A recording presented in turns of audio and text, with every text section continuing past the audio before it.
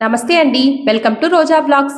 ఒక్క అహంకారం, ఒక్క నిర్లక్ష్యం 1000 సంవత్సరాల శాపానికి కారణమైతే మాఘమాస మహిమను అవమానించిన ఒక స్త్రీ కప్ప రూపంలో శిక్ష అనుభవించి చివరికి మోక్షం పొందిన అద్భుత కథ మాఘ పురాణం 17వ అధ్యాయంలో తెలుసుకుందాం.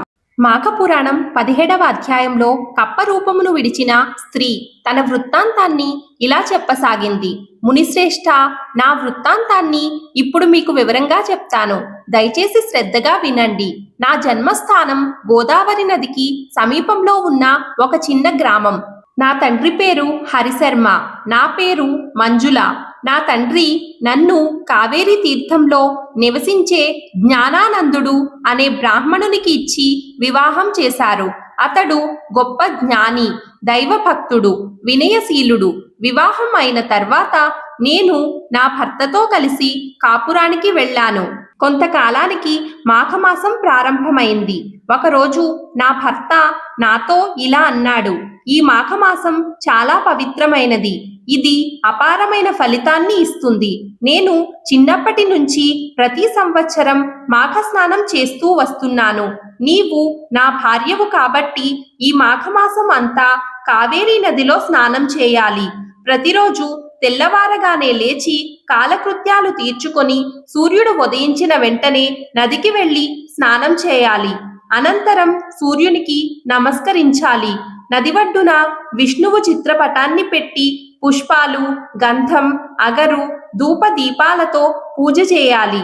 బెల్లం లేదా కండ చక్కెర నైవేద్యంగా సమర్పించాలి. తర్వాత తులసి తీర్థాన్ని తలపై ధరించాలి.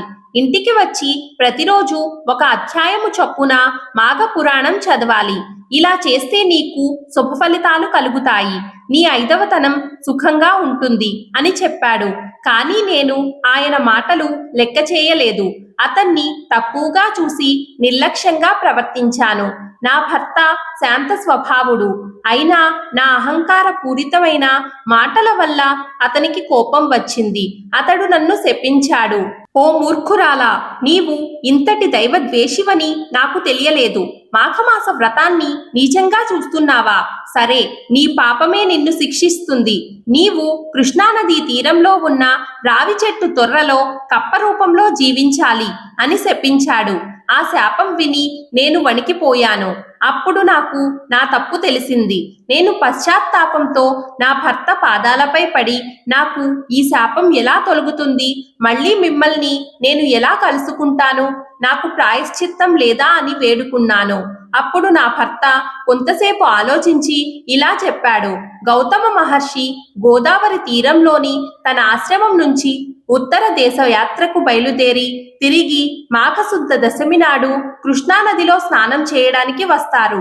ఆ సమయంలో నీవు ఆయన దర్శనం పొందితే ఆయన మహిమ వల్ల నీకు మళ్ళీ నిజరూపం లభిస్తుంది అని చెప్పాడు. అలా చెప్పగానే నేను కప్పరూపాన్ని ధరించాను. నా మూర్ఖత్వానికి నా భర్త కూడా విచారించాడు. నేను కప్పగా మారి కృష్ణానదీ తీరంలోని రావి చెట్టు తొర్రలో నివసిస్తూ మీరు వచ్చే రోజు కోసం ఎదురు చూస్తూ జీవించాను. ఎంతకాలం గడిచిందో నాకు తెలియలేదు అని చెప్పింది. ఇది విన్న గౌతమ మహర్షి నాతో ఇలా అన్నారు: అమ్మాయి, భయపడకు. నీకు ఈ శాపం వచ్చి 1000 ఏళ్లకు పైగా అయింది. ఈ కాలమంతా నీ భర్త ఒంటరిగా జీవిస్తూ హరినామ సంకీర్తనలు చేస్తూ చివరికి మరణించాడు. అతడు ఇప్పుడు వైకుంఠంలో ఉన్నాడు. మాఘమాస మహిమ అపారమైనది. ఇది సౌభాగ్యం, ఆరోగ్యం, సంతానం మాత్రమే కాదు, మోక్షాన్ని కూడా ఇస్తుంది. ఈ వ్రతం విష్ణువుకు అత్యంత ప్రియమైనది. ఇది మాఘమాసం. ఈ సమయంలో స్త్రీలు గాని పురుషులు గాని ప్రాతకాలంలో నదీ స్నానం చేస్తే విష్ణు సాన్నిధ్యం పొందుతారు. మాఘశుద్ధ పాఠ్యమి, సప్తమి, దశమి, ఏకాదశి, ద్వాదశి, పౌర్ణమి రోజుల్లో స్నానం చేసి శ్రీమన్నారాయణుణ్ణి పూజించి పురాణ శ్రవణం చేస్తే మనోవాంఛలు నెరవేరుతాయి. భక్తితో మాఘ పురాణం విన్నవారికి తప్పక మోక్ష ప్రాప్తి కలుగుతుంది అని చెప్పాడు. ఈ విధంగా గౌతమ మహర్షి ఉపదేశించిన కథను మహేశ్వరుడు పార్వతీదేవికి వివరించాడు. మాఘ పురాణం 17వ అధ్యాయం సమాప్తం. ఈ వీడియో మీకు నచ్చినట్లయితే ప్లీజ్ ఒక చిన్న లైక్ చేసి మన ఛానల్ను సపోర్ట్ చేయండి. మిగిలిన అధ్యాయాలను కూడా చూడాలి అనుకుంటే ఇప్పుడే మన ఛానల్ను సబ్స్క్రైబ్ చేసుకోండి. తిరిగి రేపటి అధ్యాయంతో మళ్ళీ కలుద్దాం. నమస్కారం.